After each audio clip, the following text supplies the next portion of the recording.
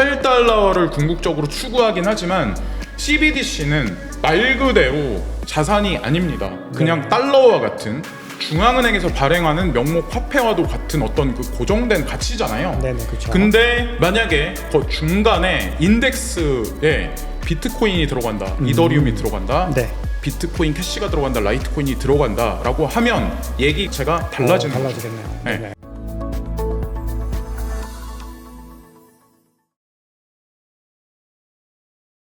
사실 지금 차ing원이 이제 당선되고 나서 구조가 완전 바뀌었고 네. 바로 전까지는 사실 친중이었죠. 그렇죠. 그러다가 지금 완전 구조가 바뀌어버린 건데 사실 또 지금 어떤 패권 경쟁 구도상에서 또 미국이 아무래도 대만에 대한 어떤 반도체적인 이슈도 있고 여러 가지로 좀 중요한 입지를 가지고 있는 나라죠. 사실 나라의 크기에 비해서. 네. 그래서 여러 가지로 좀 많이 주의 깊게 봐야 되는 나라라고 생각을 합니다. 자, 그러면 지금부터는 우리 구독자 여러분들께서 더 관심을 가지실 만한 암호화폐 얘기로 넘어가 보겠습니다. 자, 사실 지금 이 시점에서 많은 투자자들이 가장 기대하고 가장 또 걱정하고 있는 게 반감기 이슈라고 생각을 하거든요. 근데 지금 이번에도 크게 상승할 것이다, 아니면 너무 많은 사람들이 알고 있기 때문에 이번에는 상승 안 할 것이다, 뭐 여러 가지 정말 설왕설래하고 있는데, 자, 일반적으로는 비트코인이 반감기 후에 1년에서 1년 반까지 크게 상승을 해왔습니다.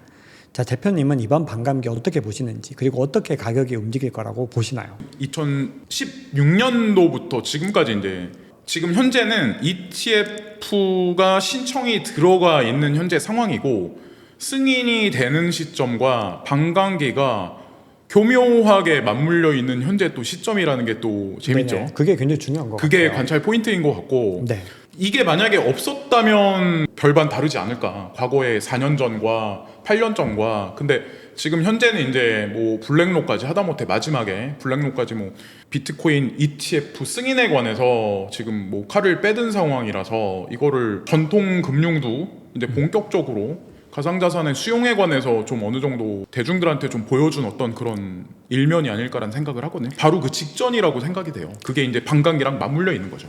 그러면 제가 정리를 좀 해보면, 만약에 어떤 비트코인 현물 ETF 이슈가 없었다라면 가격은 과거와 비슷하게 갔을 거라는 말씀이신 건가요? 아니면은 그렇게 되지 못했을 거다라고? 별로 재미가 없었어요. 재미가 없었을 거다. 그렇죠. 그럴 가능성이 높다. 자, 근데 이제 현물 ETF가 승인이 되고, 그리고 어떤 유동성이 이제 돌아오는 계기들이 만들어지면은 이 반감기가 좀 뜨겁게 달아오를 수도 있다. 그쵸. 이런 관점인 거죠. 자, 그러면 이제 우리가 이런 질문을 할 수밖에 없는데, 제가 뭐 이거는 대표님께서도 뭐 당연히 그렇다고 대답하실 것 같은데, 어쨌든 이 블랙락이라고 하는 세계 1위 자산 운용사가 ETF를 신청을 했고, 그리고 오늘 이제 촬영 시점 기준으로 오늘 오전에 이 캐시우드가 처음으로 이더리움 현물 ETF도 신청을 했습니다.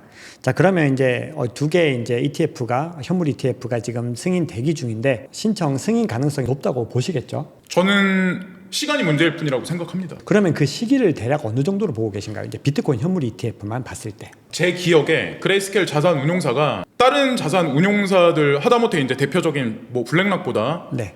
엄청 가장 빨리 신청한 걸로 알고 있거든요. 그게 연기가 되고 막 이래서. 근데 그게 제가 알기로 10월 28일 날인가? 10월 28일 날이 데드라인으로 알고 있어요. 네네. 그리고 만약에 승인이 안 난다면 긴 프레임으로 봤을 때 2024년 3월 이내, 그러니까 3월 이내. 10월 말에서 2024년 3월 이내, 그렇게 봤을 때는 그렇게 멀지 않았죠, 사실. 네네. 자, 그러면 이렇게 해서 우리가 이제 좀 어떤 해피한 시나리오들을 맞이할 수 있으면은 정말 투자자 입장에서 너무나 좋죠. 사실 너무나 좋은데, 자, 만약에 어쨌든 이렇게 반감기 어떤 상승을 또 해서 결국은 또 우리가 크립토 윈터 구간으로 접어들 가능성이 또 높은 거죠. 왜냐하면 크게 오르는 만큼. 자, 그렇게 됐을 때 또 시장에서는 이제는 뭐 이번이 마지막 기회야, 뭐 이런 또 내러티브를 펼치시는 분들도 계시는데, 이 캐시우드 같은 경우는 2030년이 되면 비트코인 가격이 150만 달러가 될 것이다, 또 이렇게 이야기를 하고 있거든요. 그러면 이 대표님께서는 어떠신가요? 이번 반감기가 지나가고도 계속해서 비트코인의 가격은 꾸준히 상승할 거라고 보시나요? 저는 상승할 거라고 봅니다. 캐시우드 그분이 말씀하신 건 2030년까지를 봤지만, 사실은 큰 파동에서 오르고 내리고 어떤 그런 점이 있잖아요. 네네. 그런 어떤 그 파동이 있잖아요. 네네, 그렇죠. 근데 그 중간에 거대하게 크게 오르면 분명히 거대하게 폭락이 있을 수도 있거든요. 그렇죠. 선이 높으면 네, 뭐 물론 고립됐다 이런 2030년까지의 프레임에 뭐 7년이란 뭐 어떤 장기간을 보면 물론 뭐 그렇게 되긴 하겠지만, 근데 이제 제가 생각하는 건 뭐냐면 긴 프레임으로 보면 캐시우드 그분이 말씀하시는 거 이상으로 더 올라가고 더 네네. 긴 기간으로 저는 이제 이 가상자산 시장이 뭐 ETF를 기점으로 제도권 수용이 되고 주식 시장의 어떤 다이어그램을 집어삼키는 뛰어넘을 블랙홀 수 있다. 같이 빨아당기는 거기까지 저는 이제 생각을 하는 사람이기 때문에 네네.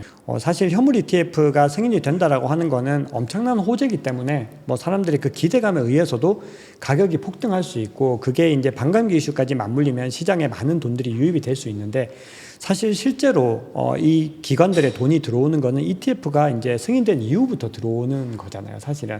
그렇게 되면 많은 이제 기관 투자자들이 포트폴리오에 이 현물 ETF부터 해서 이 비트코인을 담게 되는 구간들이 올 텐데, 저도 이제 그걸 감안했을 때는 훨씬 더 길게 봐야 된다고 생각을 그쵸. 하고 있거든요. 그쵸. 왜냐하면 이게 만약에 반감기까지만 하고 끝내야 된다면 이게 너무 그쵸. 이 비트코인이 끝난다는 얘기인데, 그러면은 그런 이게 일들이 가능할까? 이게 되게 말도 안 되는 게 뭐냐면 우리가 그렇게 오랫동안 가상자산 시장의 제도권 수용을 바랬고 그 그렇죠. 이정표가 되는 게 어떻게 보면 ETF라고 할 수 있는 그렇죠. 단어일 수가 있는데 이게 말이 어폐가 있는 거죠. 그렇죠. 제도권 네. 수용되자마자 끝. 약간 그러니까 그게 말이 안 되는 거죠. 말이 안 되는 거죠. 사실 근데 이게 좀. 물론 중요한 건 있죠. 2030년까지 보면 단기간에 급작스럽게 엄청나게 오르면 분명히 거품이 생길 거고. 그럼요. 네, 저 이제 그리고 또 하나 이제 제가 한 가지 말씀드리고 싶은 게 뭐가 있냐면 바이낸스도 OTC 마켓을 통해서 기관 투자가들이 대량 거래를 할 수 있는 라인을 얼마 전에 만든 걸로 알고 있어요. 네네. 그리고 또 하나는 우리가 흔하게 보편적으로 사용하고 있는 거래소하고는 별개로 OTC 마켓에서 오히려 지금 기관 투자가들은 거래량에 표면적으로 도출하지 않게 좀 거래를 하고 있지 않나라는 생각을 하고, 네. 만약에 ETF 승인이 나면 그것을 각종 미디어들이 대중 투자자들을 좀 끌어 모아서 그때는 조금만 쳐줘도 금방금방 확확 뛰거든요. 그렇죠. 조금만 본인들은 지금 시기에 사람들 지쳐 있을 때 OTC에서 왕창 매집을 하고 ETF 승인 났다라고 하면 대중들은 와 막 이럴 텐데. 그렇죠. 제가 봤을 맞습니다. 땐 그래요. 100만큼 기관이 쌓아야 될 거를 20만큼만 싸도 100만큼의 어떤 상승이 그쵸. 일어날 수 있거든요. 그렇죠. 그렇게 예, 되죠. 예. 사실 마이클 셀러 같은 경우도 이렇게 마이크로 스트래티지가 비트코인 매입을 할 때 너무 많은 물량들을 한 번에 매입을 하다 보니까 보통 OTC 마켓으로 매입을 하고, 그게 만약에 그냥 거래소에서 하게 되면 시세를 너무 많이 흔들기 때문에 대부분의 기관들은 아마 그런 식으로 조금씩 네네. 모아 나가고 있는 움직임들은 뭐 어떤 음모론적인 관점이 아니고 아마 사실일 네, 거라고 네. 생각을 합니다. 자, 그러면 이제 이야기가 나온 김에 이 월가 주도의 EDXM 거래소가 최근에 이제 또 영업을 시작을 했는데, 이 EDXM이 지니는 의미와 어떤 시장에 미치는 영향력에 대해서는 대표님 어떻게 생각하시나요? 전 이런 생각을 하거든요. 아시겠지만 EDXM 거래소의 주요한 지분 점유자들인 네. 월가의 대표적인 금융자들입니다. 그죠. 네. 탑 플레이어들이죠. 거의 뭐 각 분야에서 다. 그렇죠. 네. 그냥 흔하게 말해도 뭐 여기 이러면 다 알 수 있는 그런 데인데, 그런 데가 이렇게 연합을 해서 이런 거래소를 만들었다. 그리고 그들이 거래하는 코인이 비트코인, 이더리움, 비트코인 캐시, 라이트코인이다. 그렇죠. 딱 4개만. 딱 4개만. 네. 그것도 상징적인 의미가 되게 있다. 특히나 이제 저 이제 이런 생각을 해요. 비트코인 캐시와 라이트코인에 관해서 우리 대중들은 인식이 되게 안 좋아요. 왜냐하면 네. 장기간에 고통을 많이 줘야 됐기 때문에. 네네. 근데 또 반대로 한번 해석을 해봐야 되죠. 왜 EDXM은 그 4개의 코인에 관해서 승인을 해줬을까? 단지 어떤 의미에서일까라는 생각을 이제 한번 해봐야 되지 않을까라는 생각을 하는 거죠. 네, 잘 알겠습니다. 자, 그러면 아까 우리가 또 얘기를 나눴던 브릭스에 대한 이야기들도 좀 해봐야 될 것 같은데요. 이 브릭스의 어떤 통화에 관련된 문제들이 굉장히 좀 중요하게 대두가 되는데, 자, 그런 상황에서 금 히토류 기반의 스테이블 코인 발행을 언급을 했는데요. 이 브릭스는 암호화폐 시장을 어떻게 바라보고 있다고 생각을 하시나요? 이것도 이제 제가 가지고 있는 세계관을 여기다 이입을 해서 가장 최근에 나온 뉴스까지 다 이렇게 네. 종합적으로 해석해서 제가 저만의 이제 논리를 만들었는데, 네. 근데 이런 칼럼도 제가 봤거든요. 그 칼럼에 이제 뭐라고 기입이 돼 있냐면, 아시겠지만 브릭스는 에너지에 관련해서, 지하 자원에 관련해서, 곡물 자원에 관련해서 G7보다 점유율이 높습니다. 네네. 그래서 특화되어 있는 에너지에 기반해서 우리는 CBDC를 뺄 거예요가 아니라 전반적인 이런 그 자원류 있잖아요. 이거를 기반으로 해서 CBDC를 빼낼 가능성이 전 높다라고 생각해요. 그리고 네네. 향후에 4차 산업으로 진행되고 기상이변이 지금보다 가속화되면 이런 지하 자원이나 곡물 자원이나 어떤 이런 희귀 자원에 관해서 가치가 분명히 올라갈 거라고 생각을 하거든요. 네네. 그러면 CBDC를 확장하는데도 분명히 무게가 실릴 거고 네네. 브릭스의 확장에도 무게가 실릴 거고, 근데 중요한 건 CBDC를 단독으로만 보면 가상자산이 매칭이 안 되지만 네. 제가 생각하는 거는 딱 그렇거든요. 그러니까 브릭스의 확장과 CBDC의 발행, 그리고 탈달러를 궁극적으로 추구하긴 하지만 CBDC는 말 그대로 자산이 아닙니다. 그냥 달러와 같은, 중앙은행에서 발행하는 명목 화폐와도 같은 어떤 그 고정된 가치잖아요. 네네, 그렇죠. 근데 만약에 그 중간에 인덱스에 비트코인이 들어간다, 이더리움이 들어간다, 네. 비트코인 캐시가 들어간다, 라이트코인이 들어간다라고 하면 얘기가 측면 자체가 달라지는 거죠. 달라지겠네요. 네. 네네. 그래서 우리가 투자하고 있는 가상자산을 거래를 한다라기보다는 CBDC에 에너지가 주입이 돼서 가상자산 시장이 확대가 되는 거죠. 그래서 지금 현재 흔들리고 있는 IMF 통화바스켓의 5대 기축 통화들 있잖아요. 네. 궁극에는 지금 아직까지 그런 얘기가 나오지 않지만 더 확장되고 브릭스에서 공동통화까지 빼내면 6대 기축통화 자리에 어느 순간 비트코인이라는 어떤 그런 언급이 되기 시작을 할 거고 그 네네. 시점 정도 되면 달러의 어떤 그 힘도 많이 약해져 있을 거고, 유로화에 관한 거, 위에나에 관한 거, 엔화에 관한 거, 파운드에 관한 것도 많이 약해져 있는 상황이지 않을까. 그래서 어찌 보면 브릭스를 앞에다 세워서 뭐 이렇게 뭐 탈달러하다 얘기를 할 수 있지만 사실은 제가 개인적으로 보기에는 이 작업에는 BIS나 IMF나 하다못해 브릭스뿐만 아니라 미국까지 포함돼 있지 않나라는 생각을 하는 거죠. 지금 방금 말씀해주신 부분들 제가 뒤에서 또 자세하게 좀 여쭤볼 기회가 있을 것 같습니다. 뭔가 이렇게 좀 크게 그림을 이제 그리는 이제 모습이신데 굉장히 좀 어떻게 보면 투자자들의 입장에서는 굉장히 좀 설레는 어떤 그런 이야기들일 수 있을 것 같습니다. 그래서 뒤에서 좀 자세하게 여쭤보도록 하고요. 논의를 조금 더 이어가 보면 이 브릭스 국가 중에서도 경제 규모가 큰 게 중국과 인도인데요.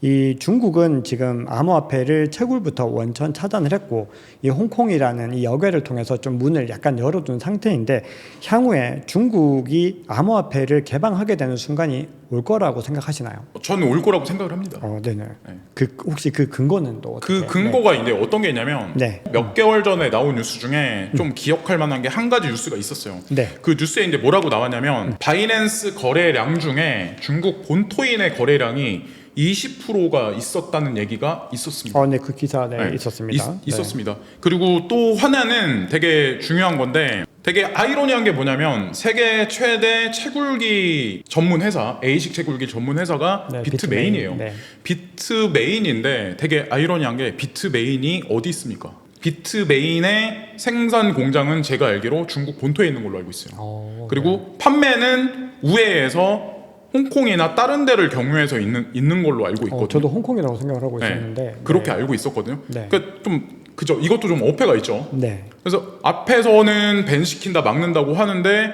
나중에 뒤집어 까보면 중국 내에서 채굴하고 있었던 어떤 그런 업체나 그런 개인들도 있었고, 하다못해 더 확장해서 말씀드리면 러시아 같은 경우도 아이러니하잖아요. 국가에서는 중앙정부에서는 채굴을 금지한다라고 얘기하는데 러시아 같은 경우는 채굴에 관련해서 천혜의 조건이에요. 그렇죠. 미국에서는 너네 달러 쓰지 마. 스위프트 1.0에서 러시아 차단해. 그러면 푸틴 대통령 입장에서 그래? 그러면은 가상자산 괜찮을 것 같은데 우리 평균 기온 낮아. 천연가스 가지고 있어. 중국하고 교역이 원활하게 진행되고 있어. 우리 부족할 거 없어. 채굴 물밑에서 해. 겉에다 유스 뿌릴 때는 우리 채굴 안 한다고 그렇게 공표해. 이럴 수도 있지 않을까 생각을 하는 거죠. 네, 잘 알겠습니다. 네, 그러면 이제는 좀 개별 코인들, 알트코인 이야기들도 좀 나눠 보겠습니다. 주로 이제 개별 코인은 리플과 이더리움 위주로 좀 말씀을 좀 드려보고, 그 외에도 이제 대표님께서 관심 가지시는 알트코인들을 좀 몇 가지 이야기를 해보겠습니다. 자, 먼저 알트코인의 대장이면서 이 비트코인 다음 이 탑2의 지위를 확고하게 하고 있는 이더리움이 있는데요. 지금 이더리움이 선물 ETF 승인 날짜가 지금 다가오고 있고 오늘 현물 ETF도 지금 신청이 됐는데 이 향후의 전망 어떻게 보시나요? 저는 이제 어떤 생각을 요즘에 이제 나오는 뉴스를 보면은 솔직히 말씀드리면 이런 게 있어요. 그러니까 아침에 일어나면은 저도 여러분들하고 똑같이 업비트 시세창을 확인을 합니다. 네. 그래서 이제 비트코인 위주를 보고 업비트를 이제 쭉 한번 봐요. 그러면 네네. 거의 변화가 없어요. 거의 항상 이제 파란색. 뭐 올라봐야 의미 없는 상승과 하락. 그렇죠. 네. 요즘은. 지금 현재 그래서 이제 저도 이제 지쳐가는데 이게 어떤 게 있냐면 비트코인 ETF는 승인 신청을 해놨는데 갑자기 뉴스 중에 그러니까 이더리움 선물을 신청했다는 얘기가 나오고 선물 신청했다는 얘기는 후행해서 분명히 현물하고도 연결이 돼 줄줄이 비엔나 같이 연결이 되거든요. 그럼요. 네. 그래서 이런 걸 보면서 그러면은 알트코인의 대장은 이더리움인데 그러면은 ETF가 된다. 그러면 과연 이더리움은 과연 어떻게 될까? 이런 생각을 하는 거죠. 근데 뭐 비트코인도 마찬가지지만 되게 상징적인 건데 일단 뭐 선물이 된다는 의미는 한 가지 의미가 아니라 되게 거시적으로 전 세계에서 많은 기관 투자가들이 움직일 거라는 얘기인데 네네. 그럼 당연히 맞습니다. 확장이 될 거고 확장이 돼서 수익이 나면 거기서 또 세금을 또 그래서 이것도 한 번에 열어주는 게 아니라 점진적으로 가상자산 시장의 제도와 맥을 같이 해서 이것도 순차적으로 중앙 정부들에서는 이렇게 하나하나 이렇게 하지 않을까라는 생각을 하는 거죠. 그리고 이게 어떻게 보면은 이 암호화폐 어떤 인프라가 확장되는 과정들이 한 번에 수문을 확 여는 것이 아니라 큰 그림에서도 그러니까 이렇게 이해관계들이 복잡하다 보니까 계속해서 조금씩 어떤 문을 갖다 열어주고 네. 있다라는 말씀이신 거죠. 자, 그러면 결국은 이 선물 ETF도 승인이 될 가능성이 매우 높은 거죠. 저는 그렇게 생각합니다. 이게 왜 그러냐면 제가 그런 생각을 왜 하냐면 저는 이제 CBOE, CME를 좀 많이 보거든요. 근데 네네. 거기 보면 네. 나스닥도 마찬가지고 이 보면은 그런 자산 운용사나 뭐 주식시장 관련한 그런 회사들이 보통 보면은 인덱스를 계속 만들고 있어요. 네, 인덱스를 만든다는 의미는 파생 상품을 만들기 위한 준비 과정을 했다라고 이제 전 생각을 하거든요. 그게 ETF잖아요, 말 그대로. 네, 그렇죠. 그게 이제 ETF가 그걸 그렇기 추종하는 때문에 거죠. 이유 없는 행동을 지금까지 하지는 않았을 거라고 저는 생각하고 하다못해 나스닥도 그런 행위를 한다는 자체도 의미가 있고 하다못해 이제 CME도 마찬가지고 CBOE도 우리가 지금 계속 언급하고 있는 코인들에 관해서 계속 인덱스를 쌓고 그 데이터를 가지고 파생 상품에 관련해서 기관 투자가들하고 우리가 보이지 않는 데서 뭔가를 계속 하고 있다라고 저는 이제 알고 있거든요. 그렇죠. 지금 CM이나 말씀 주셨던 뭐 CBO나 이런 데서 어떤 인덱스를 만든다고 하는 것들은 분명히 향후에는 물밑 작업이고 그런 것들을 백그라운드로 해서 뭔가 또 한 단계 성장하는 부분들이 있을 거라고 저도 그렇게 생각을 합니다. 네, 그러면 이제 이더리움 관련해서 마지막 질문인데요.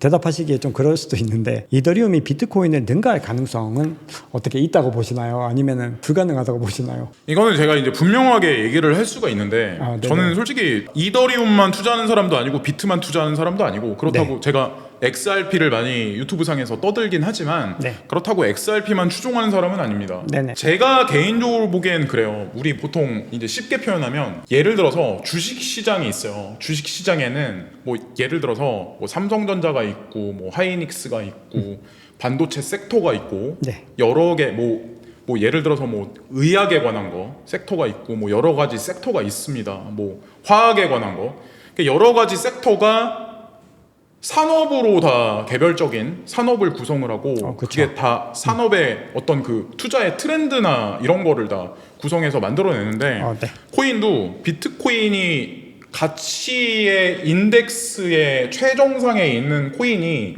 가지고 있는 어떤 그 가치가 분명히 있는 거고 역할이 있는 거고 이더리움이 스마트 콘트랙의 대장으로서 가지고 있는 역할과 기능이 분명히 있는 거고 XRP가 전 세계 CBDC하고 관련해서 모세의 혈관 같은 역할을 하는 그런 현실적인 기능이 있는 거고 에이다가 또 가지고 있는 그게 있는 거고 솔라나는 솔라나대로 저는 분명히 뭐 스마트 콘트랙으로 그런 게 있는 거고 인터체인 코인이다 그러면 체인링크다 코스모스다 이 코인들이 또 이런 코인들하고 연결해서 또 뭐 같이 구성하는 어떤 그런 역할이 있는 거고 각자의 영역이 있지 않을까 생각을 합니다. 그래서 저는 XRP가 궁극의 끝판왕이라고 언급을 하긴 하지만 이 개념을 여기다 대입하는 건 좀 무리수가 있고 각각의 기능과 역할이 있지 않을까, 이게 좀 합리적이지 않을까 생각을 해요.